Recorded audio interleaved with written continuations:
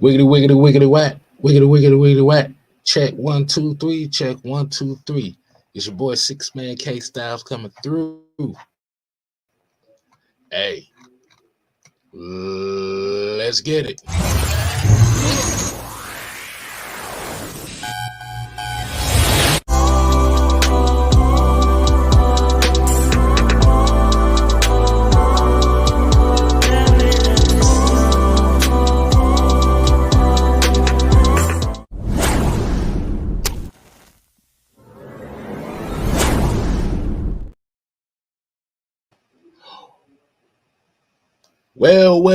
Well, ladies and gentlemen, boys and girls, children of all ages. It is Tuesday night. As you already know, the Six Man Combo is in the building. I am your host, the Six Man, K Styles, and the guy that's muted to the right of me, as y'all already know, Mad Mike Sports is in the building. Senator Palpatine. Rise. Rise. Hey, man. I actually had a plan that I was going to come in and sing a song, but I'm going to say that to later. But as we already know, man, we about to have I was watching Click. I was watching Click yesterday, and you already know when Terry Crews goofy ass next to the car talk about everyone's watching to see what you would do. Everyone's looking at you. Okay. I was done. Everybody's working for the weekend. All right. Let's get right into it, man. Hey, man. Hey, we got them 3 special words for the people, man. What you got? Hey, what we got those 3 words for them? It is the what? Yo, mama, fine. No, just playing. It's the real roll call. Yes, sir. And you already know with the real roll call, we gotta hit it with the real roll call DJ music. So DJ, go ahead and kick it.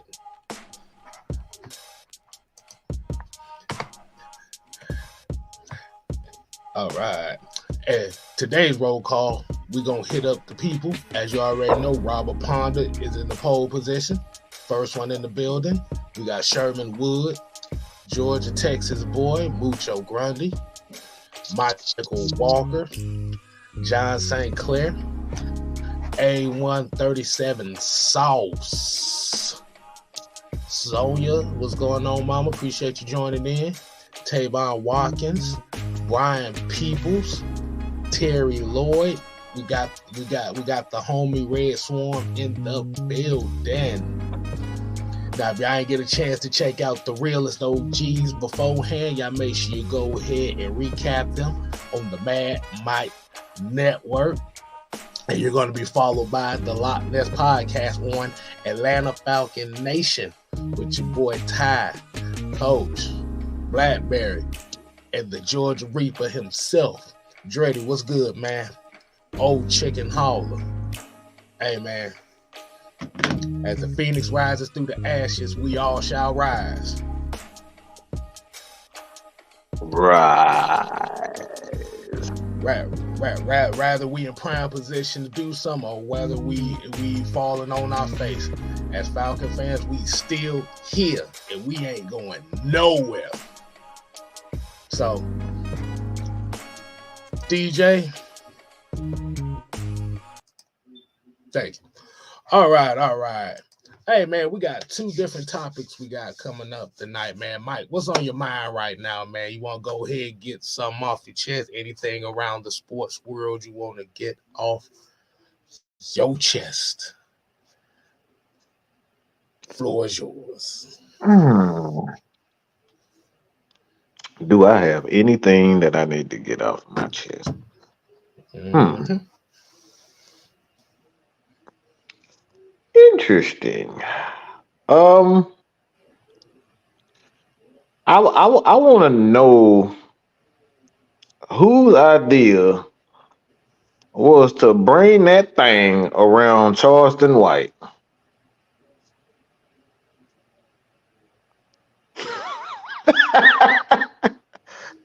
Whose idea was it to bring that thing around Charleston White? I'm scared to find out what the. I'm scared. So if you I know you really don't check your Facebook much often, and I actually wrote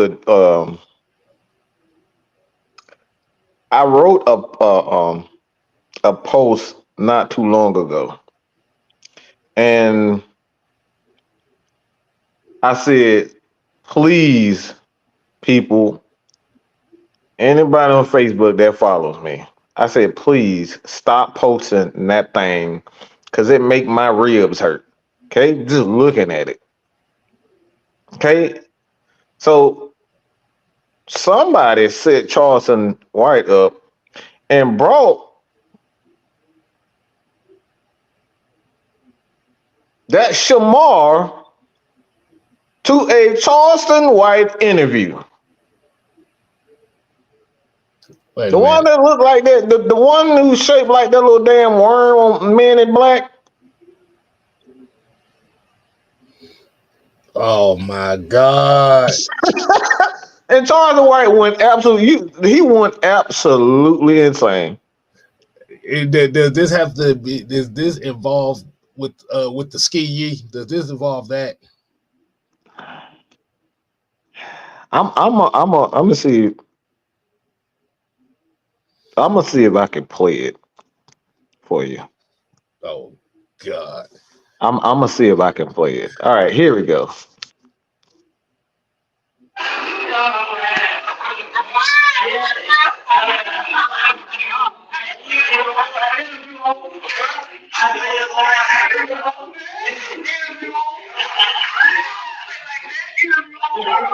Oh my God! I thought you said 20 women. You couldn't get 20 women. Cut it off. Cut it off. No, we is not doing this. We is not doing this. He set them up with an Autobot. Yes, they did. The boy from look, I don't know who did, but somebody set them up. And yeah, it was the most hilarious shit I've ever seen. It was some of the most hilarious shit I've seen. It was quite interesting. Okay. It was a mess. I'll just say that. You wow. That's all I got to say about that. I was quite frankly I was taken I was taken up guard by that. I wasn't ready for that one. Okay, this sounds like what you mean? What you mean? The interview over. What you mean? Yeah.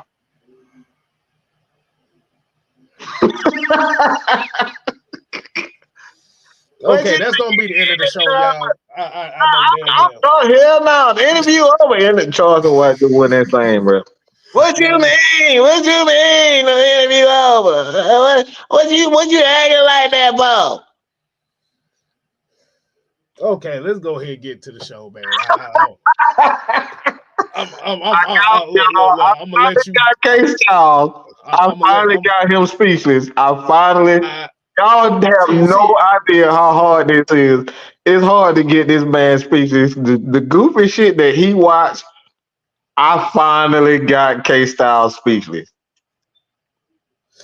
I need to find this, so I need to do my own analysis on this. But I'm sending it to you right now. Oh God. Okay, so let's go ahead and get this show on the road, man, because I need to see what the hell we talk about. So how we gonna do this? All right, let's go ahead and kick this off tonight with this topic right here, Mike. And I want to let you go ahead and run point on this. Mm-hmm. Atlanta Falcons slim playoff chances, as we already know. A lot of not only just the fans, but the media itself is looking at this team as in no chance in hell situation of the playoffs, which the team put themselves in this situation. Mm-hmm. Pretty much as we already know, they have to win this game, and they need the power of Christ to compel Carolina to beat Tampa Bay and all kinds of other stuff to go to happen as well, man. So I'm gonna let you go ahead and how are you feeling pertaining to this game and the ramifications and the prospects of what the result could lead up to?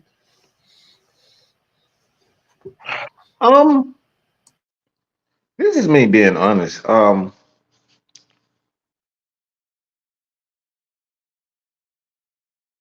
I I don't think things is as dark as it may seem. I don't think it's as dark as it may seem. I think the thing is um like the playoff chances for the Atlanta Falcons are definitely, I wouldn't say slim, but you know, more than likely it won't happen. But the Falcons have to do what they need to do. It's tomorrow we have a better understanding of where the team is as far as the quarterback position is. Um, in regards to who is going to start, whether it's Ritter or Taylor Heineke. I'm going to be honest, man. This right here is going to tell me is Arthur Smith going to get over his ego trip. Because if he starts Taylor Heineke after what the fuck we saw, he needs to be fired. I'm just gonna be that. There's no reason why Taylor Heineke should be starting. As much as I just like the fact that Desmond Ritter has done it he did it to himself. But that crap that we saw from a veteran quarterback, that should never happen. It's one of the worst. Like I said, it's one of the worst performances I've ever seen a quarterback. And there's no reason for him. Look, all this bull crap talking about his ankle hurt and all that nonsense. Like, get out of my face. You can't sit up here and tell me that because your ankle hurt, you throwing the ball, you shooting threes like fucking Steph Curry. 4-3. Like, come on, man. You can't tell me that because your ankle hurt, you out here shooting threes. Okay? Shooting 3 pointers. Shooting threes out here. That's the reason why you play bad at quarterback? Don't give me that. I've seen quarterbacks play, I've seen quarterbacks play games where they have broken toes, broke like their shoulder is hanging out. And it's like they had better performances than that. I've seen a game where Cam Newton was playing with, a separated shoulder and whatnot, and he put on a better performance. That shit, what we saw, I don't want to hear that, oh, he had a bad ankle. He can suck a left titty off a giraffe, okay? But that bull crap. Don't give me that. Because that is complete horseshit. If he starts after that game, now we know the true problem with this Atlanta Falcons has everything to do with his ego. Because that man ain't got no business starting after what the hell we saw. This man literally just said off the left titty of a giraffe. Hell, the way he was throwing the football, you thought he was trying to hit a damn giraffe. But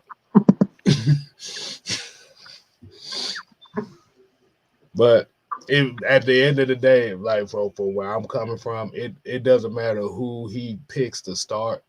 Mm-hmm. Regardless on whatever their chances is, you still gotta win. It don't matter who. And like my phrase go, $1, 1 hour. Mm. And like you said, this is a spot that has been placed upon the Atlanta Falcons based on the Atlanta Falcons themselves. So you got to right the ship one way or another, regardless on who you put out there. Mm-hmm.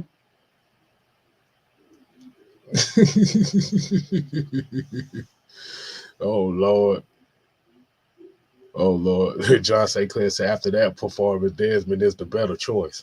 Lord have mercy. But the city of Atlanta will riot if Desmond Ritter ends up being the starter. Yeah. They gonna riot. It's gonna be picket signs with backwards E's on it. You're gonna hear some "We Shall Overcomes" and stuff. You're gonna hear all that shit if he ends up being a starter in this damn game. But I just hate the fact that the season had to come down to this. Like you say, it's unfortunate. But this is what we talk about as far as where our expectations was. As far as this season come around and where they're playing below our expectations, and the record is below where we thought it was. You gotta do something. Mm-hmm. A lot of people jobs on the line. What you gonna do?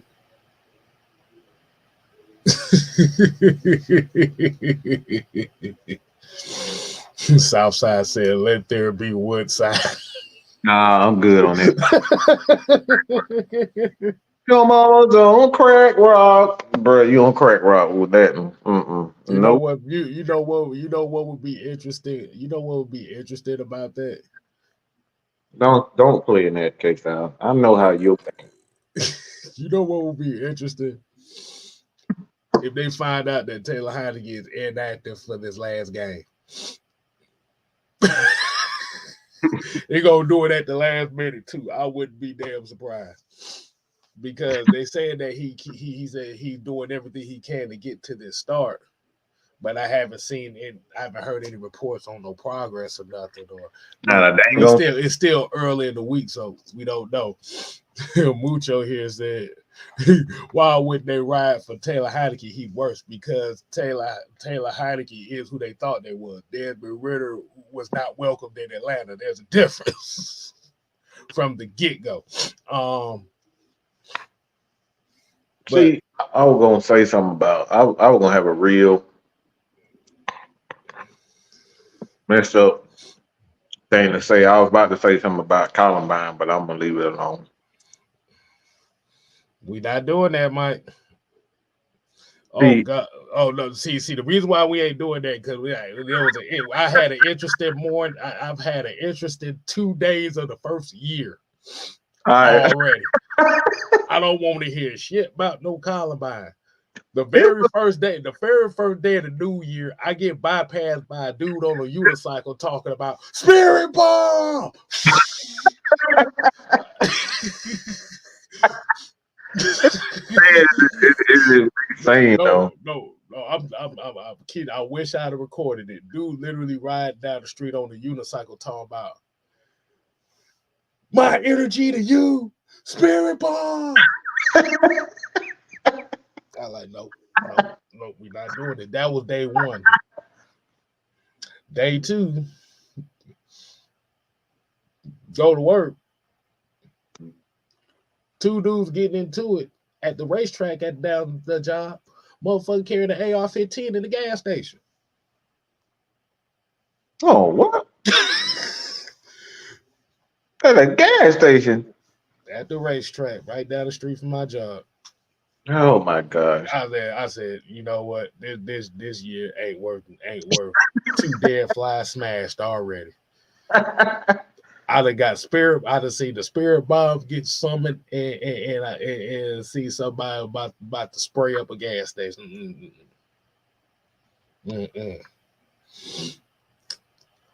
Oh Lord, let's see.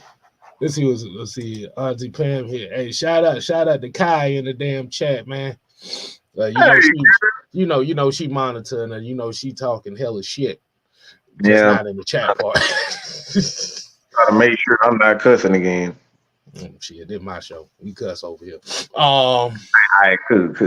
Yeah, we cuss over here.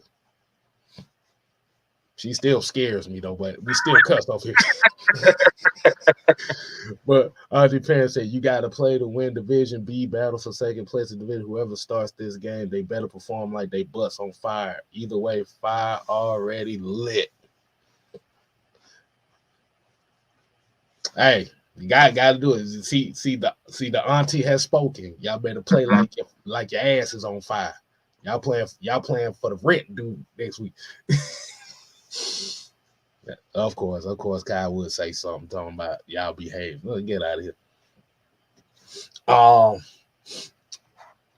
want to say that one for later. I want to say that for later because Ray City, that actually is going to go into the second topic that we had tonight. D Sloan here said, "What's up, fellas? Do you think we can still make the playoff even if we beat the Saints?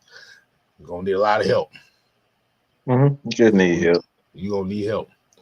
But for me, just for beating the Saints, like you said, if we don't make the playoffs and we sweep the Saints this year, that's a half-ass compilation prize. But I expect better. But we'll see how it go. Kid Quinn said that crack was cracking that day. I like, yeah, I think, yeah. I ain't never seen a grown-ass man on the unit. And the thing about it, he wasn't riding down the sidewalk. He was in the middle. He was in the middle of the lane on the street, yelling "Spirit Bomb." I don't know. I'm not doing it. Okay. Look! Now she giving us the permission to cuss up. Okay. I think she done threw some shoes at the TV quite a few times this year. So I think said it deserved to do it. But anything else you want to say on the subject that matter, man? Pretty much that they gotta win by any means necessary. We are the nation. Yeah, domination. That's why I see it. Wow. Said Panthers owner got fined $300,000 for tossing drink on a fan. Was it a girl?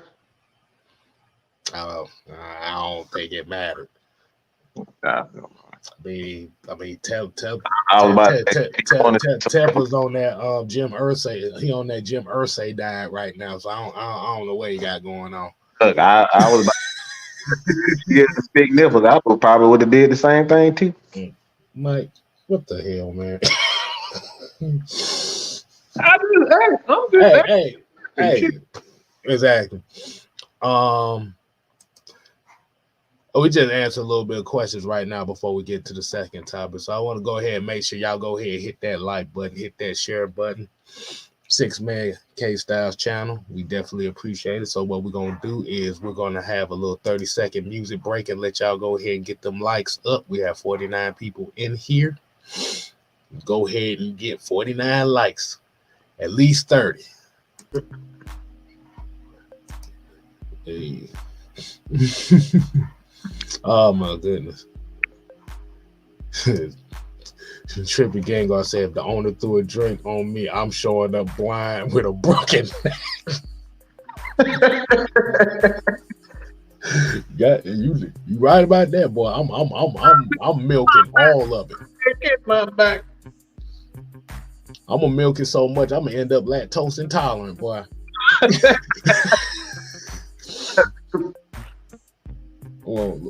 I'm gonna come up with a body cast. Find a way to create goosebumps all on my damn neck. All right. Yeah, he said he dumped some on a Jags fan for talking trash.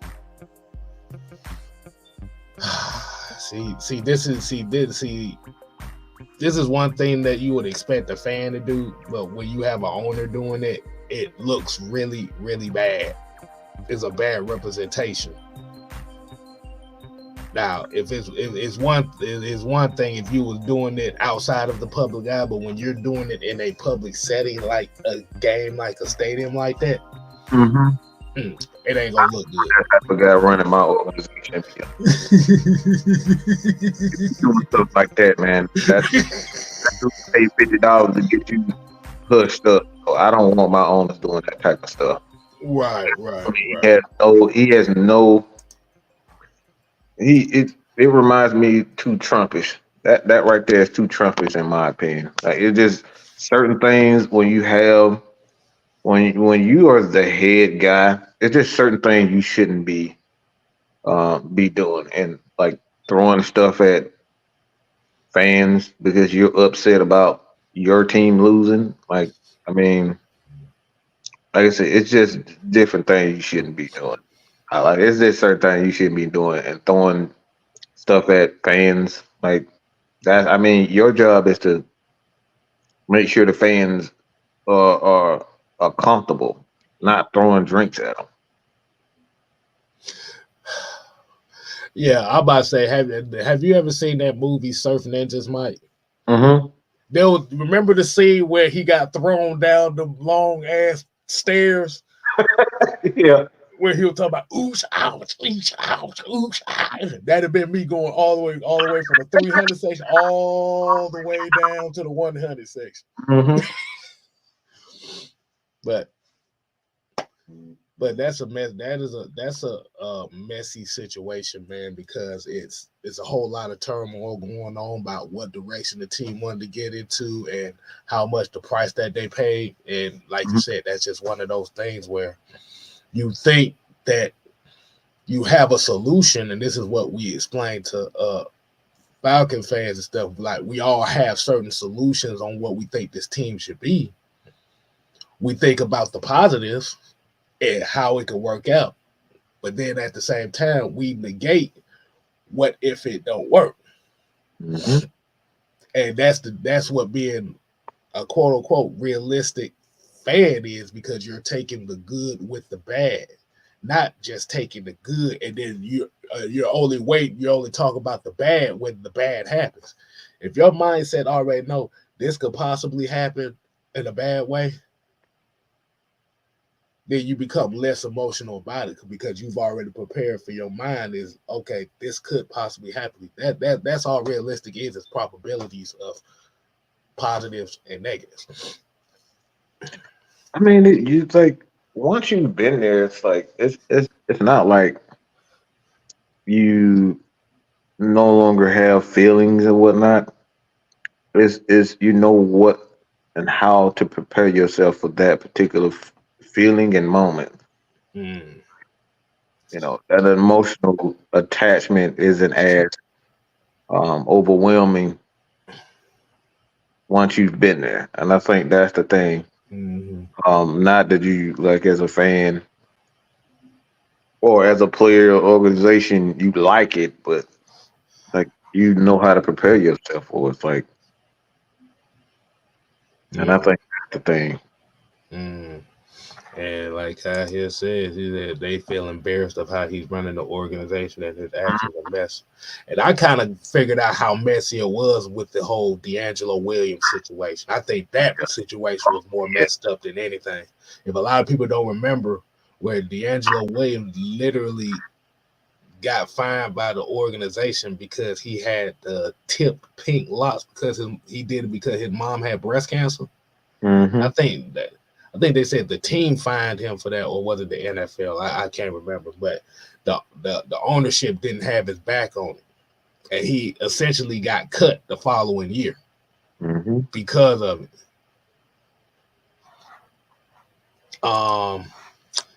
Got one more before we get to the next topic. John St. Clair said, "Can we say that we have a good team that has some things that need to be fixed?" Oh, of course.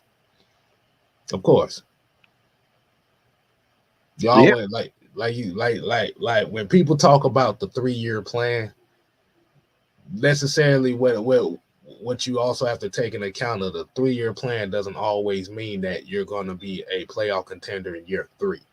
It just means that you're hopefully the foundation is set by year 3, and then year 4 is where it really comes down to. And essentially what we've seen with this Falcon team is the foundation is set. We see how they've built this team and where they want to take it. Mm-hmm. And now you know what needs to be done. So now when you go into the offseason and you go into the draft, you're not going in with conflicting ideas on what I need, and you just reaching for something. Mm-hmm. Like you say, even if the quarterback is the position that they need, they've set it up to where, okay, the quarterback already has a foundation on offense. You got an offensive line. You got a couple stable, good running backs.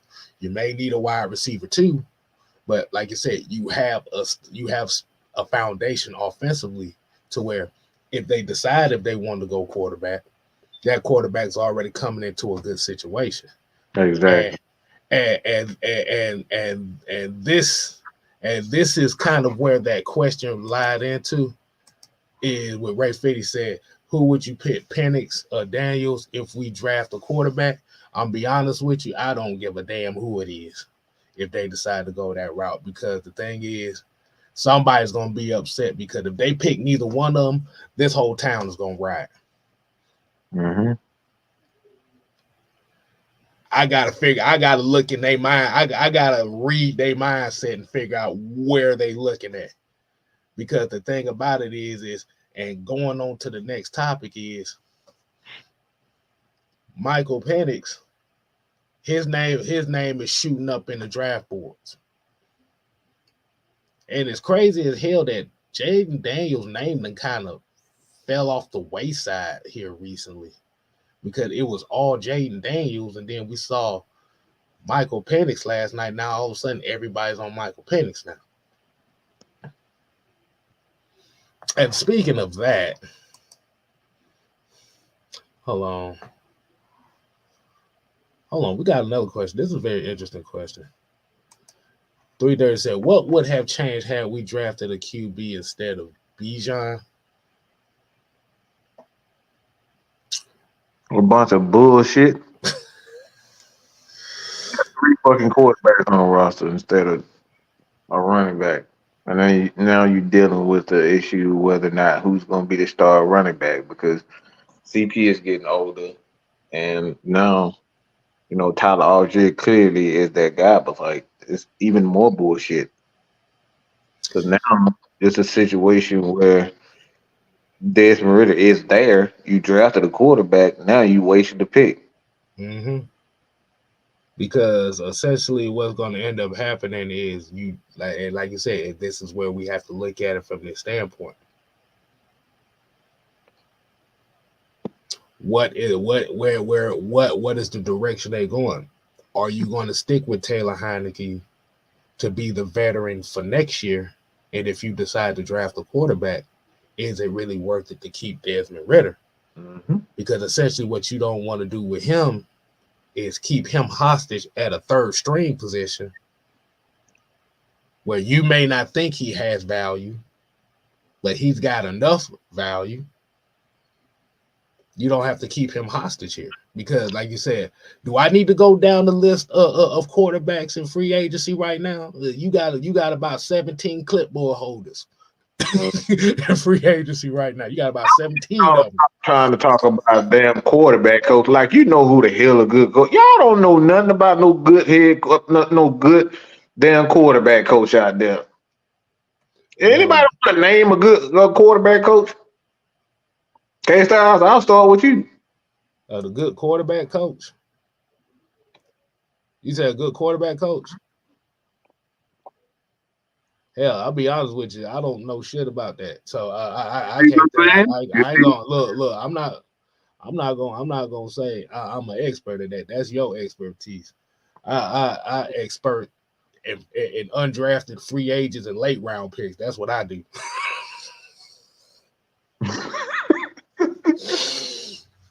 But Red Swan here, Red Swan here said, "Be very interested to know what Arthur Smith blueprint on paper that he said to Arthur Smith as his 3-year plan, not what we think, but what he actually told Mr. Blunt." who says it's Arthur Smith blueprint? Hmm. Who says it's his blueprint?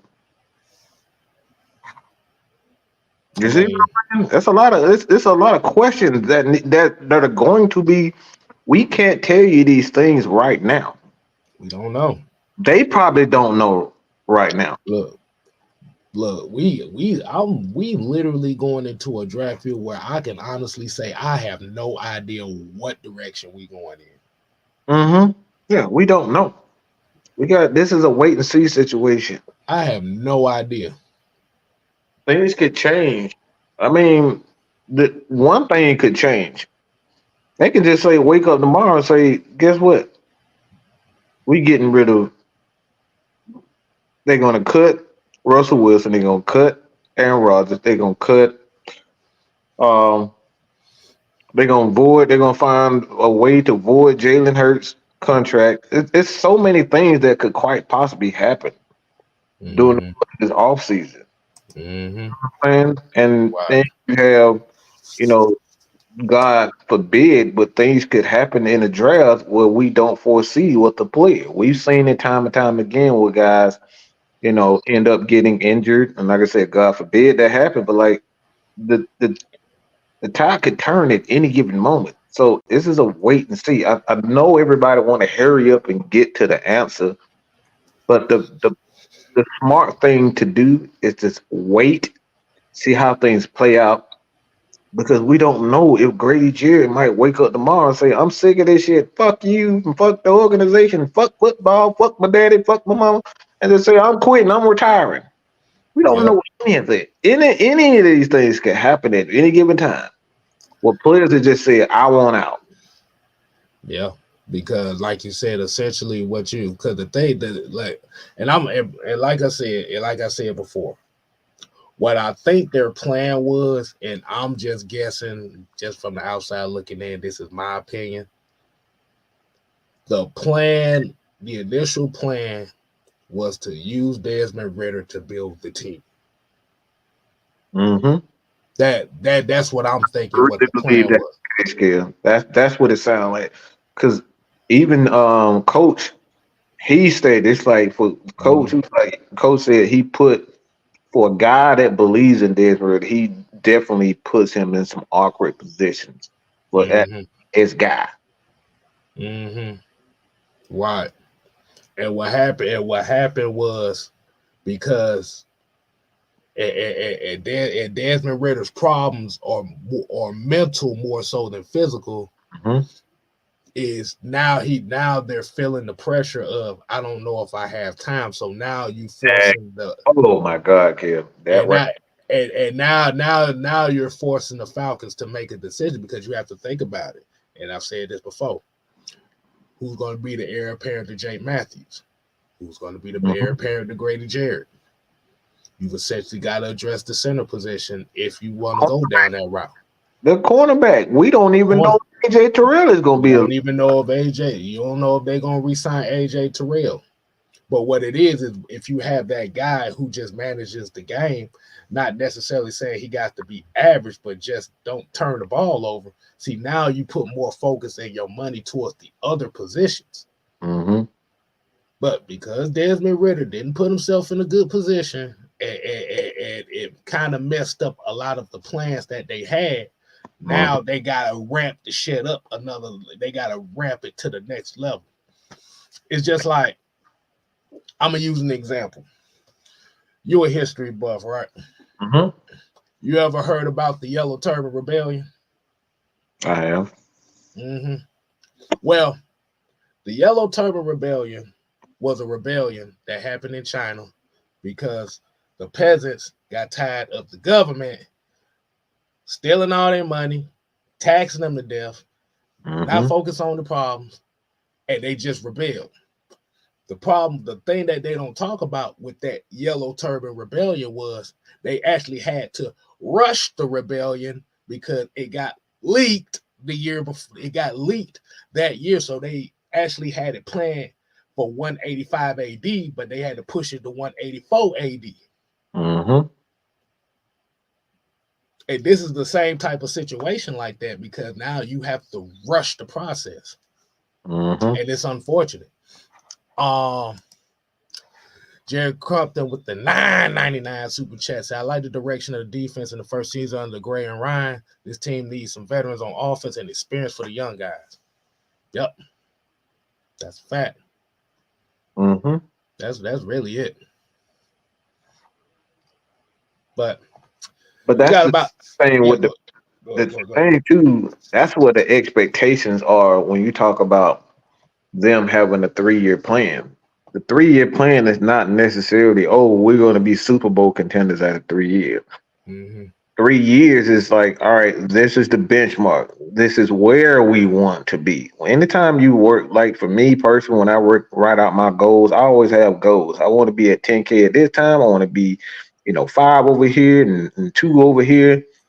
And then, personal goals for myself. Like I always have goals set, but sometimes you reach goals a lot faster than you expect, and then you have to modify because you reach goals a lot faster. People think just because you fail,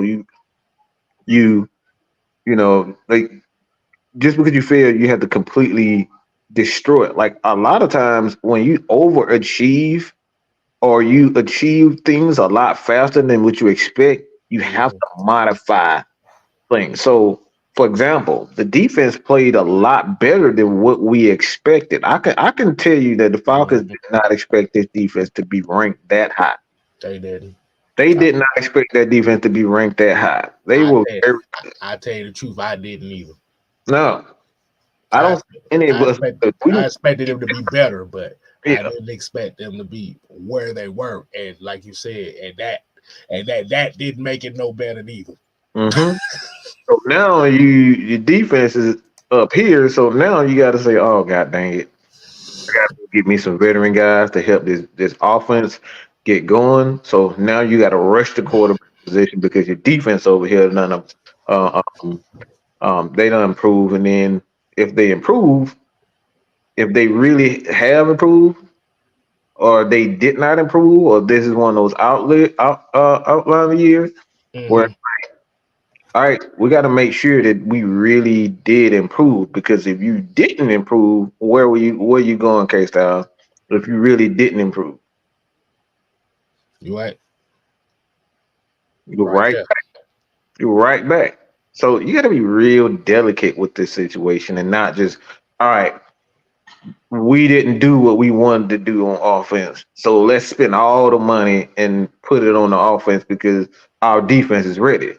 If the defense isn't as good as we initially thought they were, then you right back rushing the situation because you overreacted because the defense had one of those outlier years.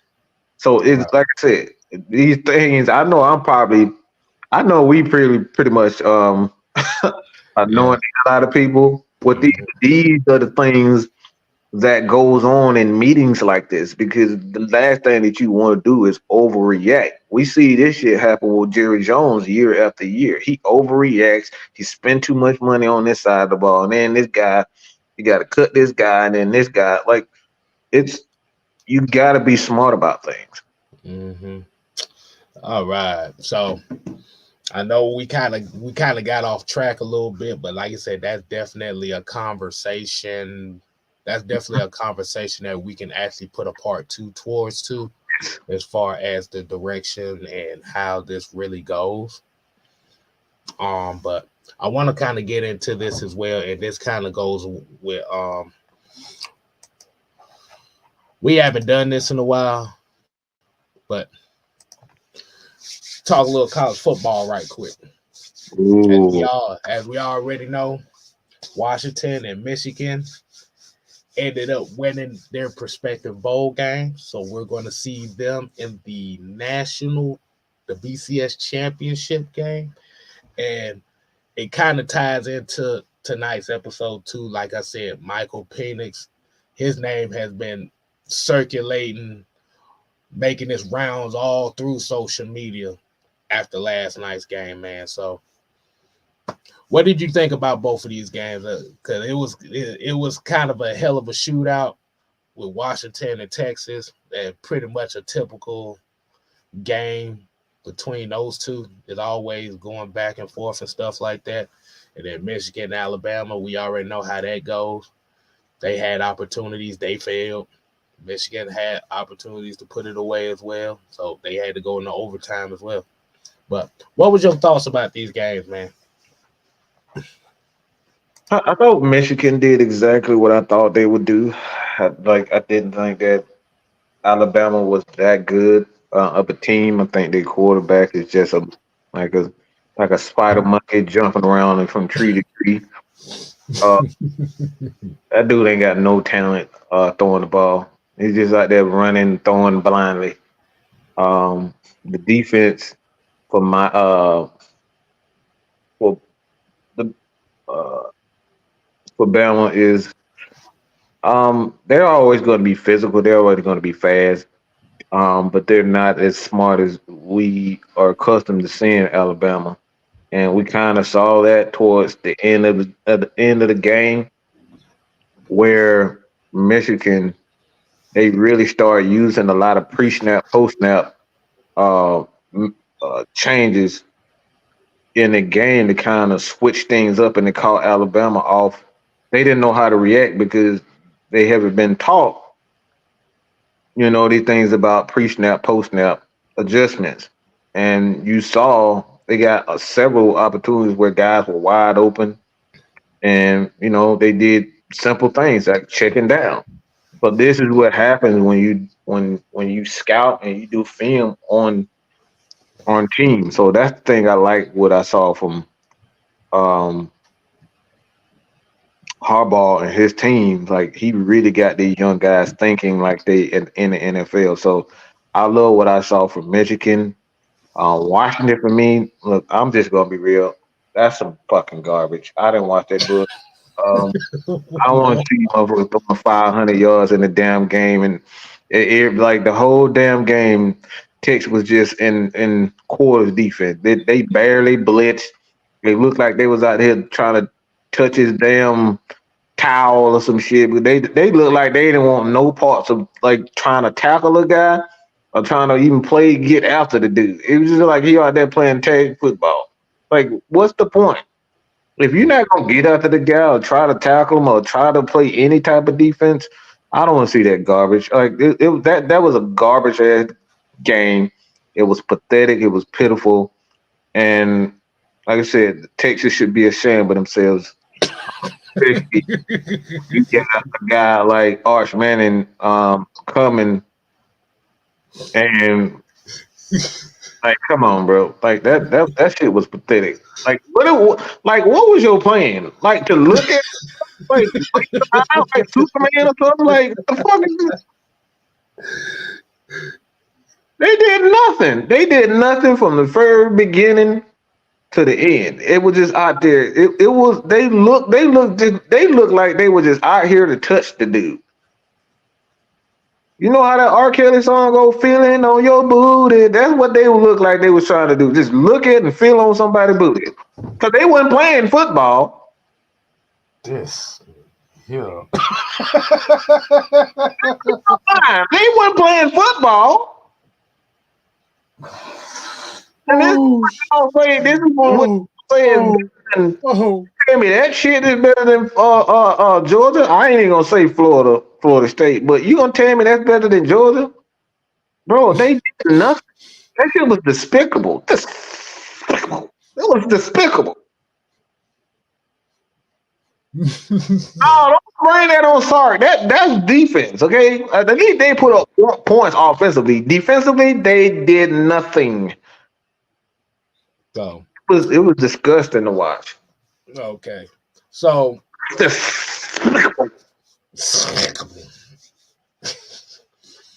but it's going to be an interesting title game because the one thing that I will say with Michigan, and I think Michigan may have the upper hand in this game slightly, just because the physical style of play that they have. Now, Anything can happen in this game. Defense may not come to show. It is but a thing. But and Washington is a team that can run the football as well. But from last night's game, and just looking at because like I said, just looking at some of the numbers, they didn't particularly run the ball well. And somebody put it in the chat like Texas's defense was like 90th rank in the nation. 90th? Then how the hell they get it? Come on. I mean, hey, look.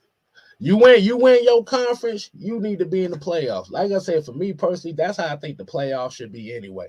All the conference winners. If you don't win the conference, you don't make it to the playoff. I'm sorry. I don't care my ass on that. If you want to make the playoffs, you better win your conference. So that's what they ended up doing. I agree.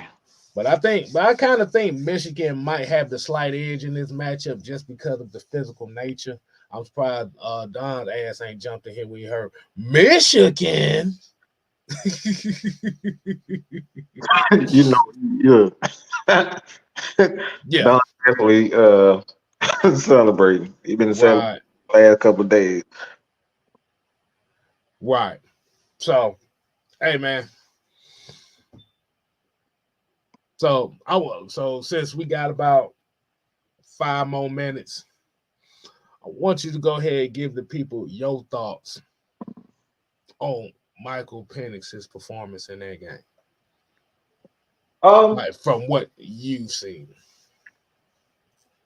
From what I see, I did not see anything that I'm excited about. It's the prototypical quarterback play in college football. Guys are wide open. He's getting the ball out quick. As I stated earlier on my live, he gets the ball out quick. He definitely has arm talent. Can't deny that. I don't like the way his deep ball. He floats the ball in the air too. For me, that like one thing in the NFL you can't do is have those floating balls. You can't have those in the NFL. Guys like obviously Jesse Bates, those guys those things gonna get picked up. So he gotta correct that. That ball hanging in the air way too long for that. But I do like I like the fact that he can get the ball out quick and his internal clock is quick. He is accurate. He's fairly mobile, but he got a lot of mechanical issues, internal pressure issues too, which is essentially what I call that Conference USA confidence. You think you got 10 minutes in the damn pocket, and you really don't. When you get to the NFL, you realize you ain't got 10 seconds in the dang on pocket. So it's kind of like false bravado. That's what I see for Michael Penix. Good accuracy. He definitely has arm talent. I don't like his athleticism. He's not as fast or athletic as you may think. And he just sticks way too long in the pocket for my liking. And his like I said, his mechanics is just I don't like his mechanics. He throws off his back foot. I don't really like quarterbacks that throw off their back foot too much. Well, hey, there you go, Mike. That's the look, Mike. Hey, look, Mike. Hey, Mike. Well, what do we say? What we say? Mm-hmm. What we say? What was gonna happen? Yeah, and somebody literally fell for it too. He did the exact word too. Yeah, Mike, you nitpick. Yeah, that's what scouting is supposed to do. I mean, what do you want me to do? The thing, the thing is, like you said, I gave 3 positives. I literally gave 3 positives, but you didn't hear the 3 positives. All you heard was a The negative. negatives, because the thing is, if you say anything negative about somebody that you like, then that's all they're gonna bank it off of. I mean, it's the typical psychology. We knew somebody was gonna come in there with it, and Josh, you ended up being the first victim of it.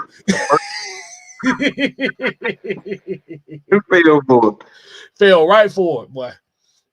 He totally got all the positive that I said, because I literally said positive, but I mean, what does arm talent mean? I said arm talent. He got pocket presence. Got pocket presence, and then I said he's accurate. See, but here's the but Josh, here's the problem though. Here's the problem, and this is where that nitpicking comment is so hilarious, is because it's going to be the very same thing that these scouts are going to say too. Mm-hmm. So just because Mike said it, you got a problem with it. But you're not going to say that to a scout that's actually going to scout them. They're going to find, like I said, and that's what the scout's job is they're going to nitpick every little thing. And that's with every player, not just him. Zach Wilson has better arm talent than Zach. Man, all Zach Wilson know how to do is smash people's mamas. That's all he know how to do. That's his skill. He got better arm talent, but upstairs, yeah, he ain't very smart. Because if I go to NFLDraftBuzz.com right now, they have per scouted strengths and weaknesses.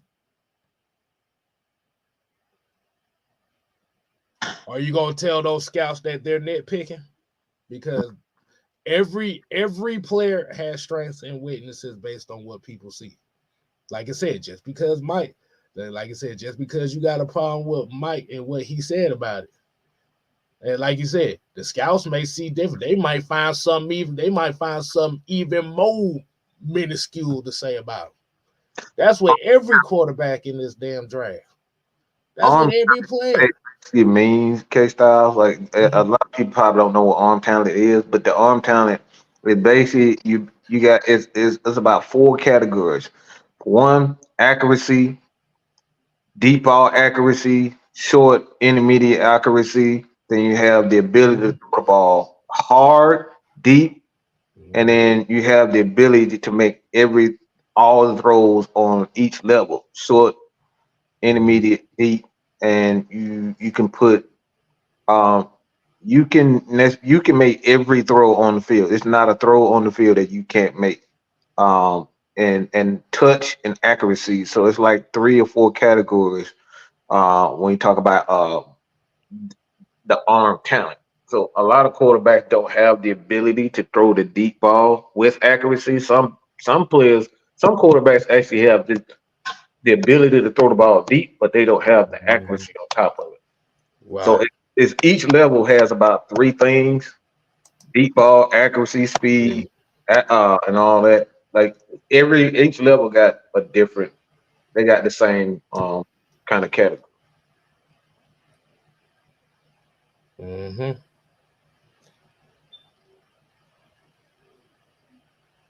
But like I said, at the end of the day, man,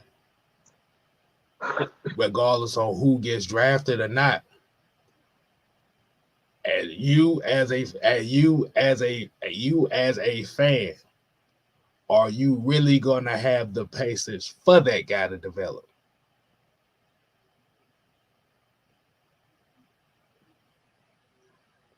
We're gonna hold the rookie quarterback to the same standard. And that's where a lot of the issues is going to come to, as far as how we support these players. Because the thing is, you don't want to get caught in doing one thing, but then doing another.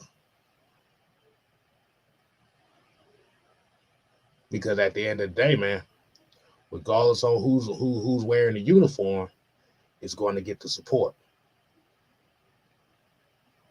Mm-hmm. I'm not going to support a guy while wearing the uniform that I love to watch just because that wasn't my guy.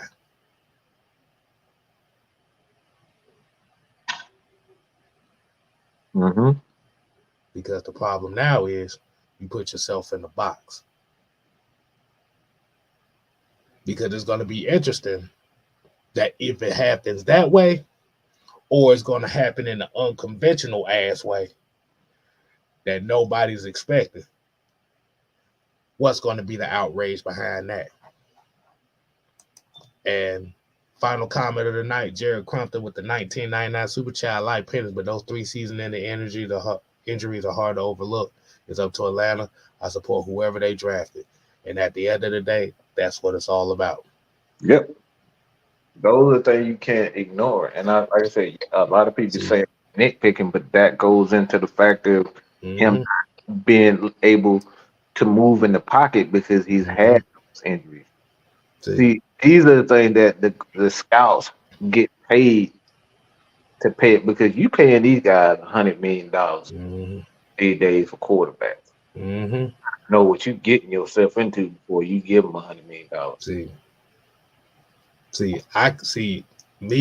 I can have patience with anybody that's back there, except for Baker Mayfield, because I can't stand that motherfucker. But I'm right there with you. But as a Falcon fan and as the supporter of this Falcon, I have been consistent with supporting quarterbacks that's been on this team no matter what. I'm not supporting no Baker Mayfield. I'm just sorry. I just don't like that dude. So my question to y'all is, do y'all feel the same way? Or are we only supporting people that we want to see and not people that's on the team? I want you to ask yourself that question. And make sure you tune over to the Loch Ness podcast, because we kind of a couple minutes over. So appreciate y'all tuning in. Go over to AFN for the Loch Ness podcast, because we ain't here to play. Oh, no? We here to stay. Ooh, yeah, dig it. You ain't got to go home. But you got to get the heck over there at Loch Ness podcast. Oh, yeah. Hey, Josh, the only reason why we ain't mentioned Penix' injury because that shit is already on the books. So we ain't even finna talk about it, because he could have an injury history, but he may not have no injuries in the league. So you don't know. Boy, Phil.